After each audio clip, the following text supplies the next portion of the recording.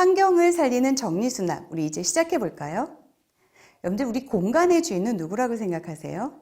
공간의 주인은 바로 사람입니다. 내가 될 수도 있고 우리 가족이 될 수도 있겠죠. 근데 우리 집을 좀 살펴보면 사람보다 물건이 훨씬 더 많겠죠. 처음에 필요한 물건이라서 우리가 구입을 했는데 이제 이게 점점 많아지다 보면 이제 사람이 이 물건으로부터 공격을 받게 되고 불편하게 살게 된다라는 겁니다. 그래서 이제부터 사람이 편하게 살 수 있고 공간은 넓게 사용할 수 있는 그런 정리수납을 이제 해보도록 할 겁니다. 사람은 누구나 공간의 영향을 받는다는 거죠. 물건이 많은 공간이 있을 수 있고 물건이 적은 공간이 있을 수가 있습니다. 우리가 물건이 너무 많았을 때는 이 물건 중에서 필요하지 않은 것을 버리는 거가 중요하고요. 또 물건이 너무 없어서 사람이 불편하게 산다 그러면 그곳에 사람이 편하게 살 수 있는 물건들을 채워주는 게 중요합니다. 그래서 우리가 그 공간을 살펴보면 이 비움과 채움 사이의 균형이 잘 맞아야지만 그 공간의 균형이 맞게 되고 공간의 균형이 맞아야지만 삶의 질서가 잡히게 된다는 겁니다. 여러분들 혹시 티셔츠가 전 세계적으로 한 1년에 한 200억 장 정도가 이제 만들어지게 되는데요. 이 티셔츠 한 장이 환경에 어떤 영향을 미치는지 혹시 생각해 보신 적 있으세요? 이제 한번 간단하게 제가 짚어드릴게요. 이 티셔츠 한 장을 만들기 위해서 우리가 모카를 키워야 됩니다. 이 모카를 키울 때 물이 얼마만큼 소요가 되냐면 우리가 욕조 30개 정도에 채울 수 있는 물의 양이 필요하고요. 또 물만 필요한 게 아니라 살충제도 필요하고요. 농약도 필요하겠죠. 그러면 여기서 나오는 발암물질 이런 것들이 농부의 건강도 해치게 되고 토양도 그리고 주변의 환경도 오염시키게 된다라는 거예요. 그리고 이제 모카가 키워졌으면 이게 공장으로 가서 이게 실도 뽑아야 되고 이게 뭐 천으로 만들어져야 되겠죠. 그러면 거기에 또 표백하고 염색을 해야 되는데 이 표백하고 염색할 때 카드뮴이나 크롬, 순 이런 암을 유발할 수 있는 물질들이 나오게 되고요. 이거는 유독성 폐기물로 굴뚝이나 바다로 폐수들이 흘러나가서 이 환경을 오염을 시키게 된다라는 거죠. 되게 좀 우리가 간단하진 않죠. 티셔츠 한 장을 만들기 위해서는 이 노동자들의 열악한 작업 환경과 낮은 임금들도 우리는 생각할 필요가 있어요. 뭐 인도나 아니면 방글라데시 이런 곳에서 그 어린 소년 소녀들이 이런 일들을 하고 있다는 거 여러분들도 알고 계시죠. 그리고 이런 의류 생산이 전 세계 탄소 배출량의 10% 정도를 차지하고 있다라고 하고요.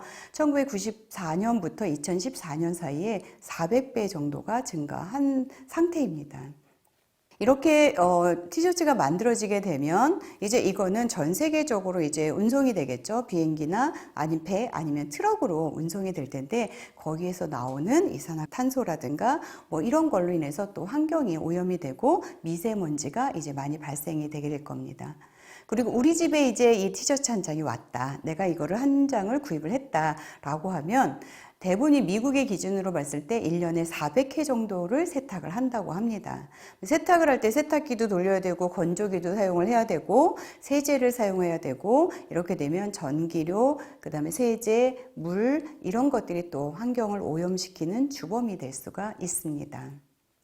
여러분들 이제는 이 티셔츠 한 장도 우리가 정말 필요할 때는 그거를 잘 사용을 해서 버려질 때는 잘 버려야 되는 거고요. 그렇지 않고 많이 있는데도 불구하고 입지 않았을 때는 다른 사람들이 입을 수 있거나 활용할 수 있게 우리가 조금 우리 집에서는 좀 내보내 주는 거가 환경을 살리는 것 중에 하나라고 생각을 합니다.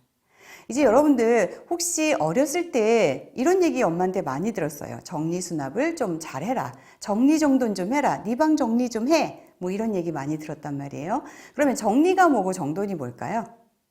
정리는 필요한 것과 필요하지 않은 것을 구분해서 필요하지 않은 것을 버리는 게 우리가 정리고요. 정돈은 필요한 물건을 제자리에 놔서 누구나 다시 그거를 찾고 사용하기 쉽게 만들어 놓는 게 정돈이라고 생각을 하시면 될 것 같아요. 여러분들이 정리수납을 잘하고 싶으시죠? 누구나 정리정돈을 하고 싶어 하는데 이건 해도 잘 되지 않는 경우가 되게 많아요. 그래서 정리라는 거, 비울 거 비우고 채울 거 바르게 채우는 거, 이것만 잘하면 되는 거죠. 그래서 비우고 채우고 나누고 이 세 가지를 잘 하면 됩니다. 그래서 비워야지 우리가 공간이 생겨야지만 우리가 채움을 바르게 할 수가 있게 되고요. 또 내가 필요하지 않은 것은 다른 사람들에게 나눠줄 수 있는, 그래서 그로 인해서 우리가 좀 더 행복할 수 있는 이 비움과 채움을 잘 하실 수 있도록 해보시면 좋을 것 같습니다. 그럼 정리수납의 효과를 한번 살펴볼게요. 우리가 정리를 하면 어떤 게 더 좋기 때문에 우리가 꼭 시간을 내고 이렇게 해서 정리를 해야 하나. 그 정리수납의 효과 첫 번째는 공간을 확보할 수 있다라는 거예요. 우리가 20평을 30평 같이 사용할 수 있다라는 거고요. 두 번째는 비용을 절감할 수 있다라는 겁니다. 우리가 가지고 있는 티셔츠, 우리가 가지고 있는 물건을 찾지 못해서 또 사지 않아도 되기 때문에 비용을 절감할 수 있다라는 거고요. 또 하나는 시간 절약입니다. 우리가 물건 찾다가 시간 다 보내요. 그래서 우리가 이 물건이 수납이 잘 돼 있으면 어디에 어떤 물건이 있는지 알기 때문에 우리가 시간을 절약할 수가 있고요. 주거 환경 개선이 또 이 정리수납의 가장 큰 효과이기도 합니다. 우리가 대청소를 하고 나면 우리 주거 환경이 개선이 되고 우리 가족들의 건강도 챙길 수가 있고요. 또 하나는 가사 업무를 분담할 수 있다라는 거예요. 뭐든지 이 정리해 준 사람, 특히 뭐 엄마가 모든 물건들을 다 찾아주거나 해야 하는데, 만약에 이 정리수납이 잘 되어 있다면 엄마는 엄마 거, 아빠는 아빠 거, 아이들은 아이 물건을 본인이 찾아서 쓰고 제자리에 넣어줄 수 있다라는 거고요. 또 하나는 심리적인 안정입니다. 우리가 밖에서 열심히 일하고 집에 들어갔는데 정리가 안 돼 있다면 먼저 한숨부터 나올 수 있을 거예요. 아, 이제 내가 또 집에 왔는데 또 무언가를 해야 하나? 이런 스트레스가 좀 있을 수 있을 텐데, 정리가 잘 돼 있는 우리 집을 딱 들어간다면 아, 이제 좀 쉬어도 되겠구나 라는 그런 심리적인 안정을 찾을 수 있는 효과가 있고요. 또 하나는 환경을 보호할 수 있다는 거예요. 여러분들이 냉장고에서 냉동실 정리만 잘해도 우리가 음식물 쓰레기를 여러분들이 한 3분의 1 정도는 줄일 수가 있다라는 거고요.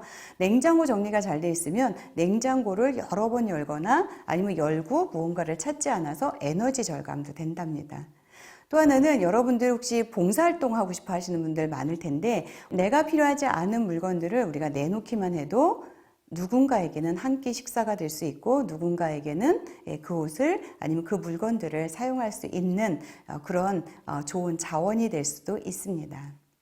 그리고 여러분들 정리수납의 원칙을 좀 한번 살펴보면요. 첫 번째가 핑거존의 원칙입니다.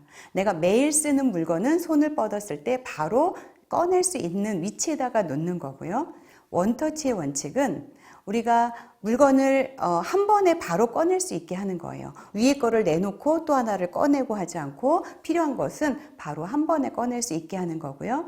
총량 규제의 원칙은 모든 공간의 물건은 80% 이상을 채우지 않는 게 총량 규제의 원칙이고요. 수납도구 활용의 원칙은 우리가 필요한 때에는 바구니나 아니면 뭐 접시꽂이 뭐 이런 것들 수납 도구를 활용하는 게 여러분들이 정리 수납하는 데 훨씬 더 도움을 줄 거고요. 세로 수납의 원칙은 쌓지 않아야 되는 거, 크기나 디자인이나 뭐 색깔이 다를 때는 이거를 쌓는 것보다는 세로로 세워놓는 게 여러분들이 활용하기가 훨씬 더 좋을 거고요.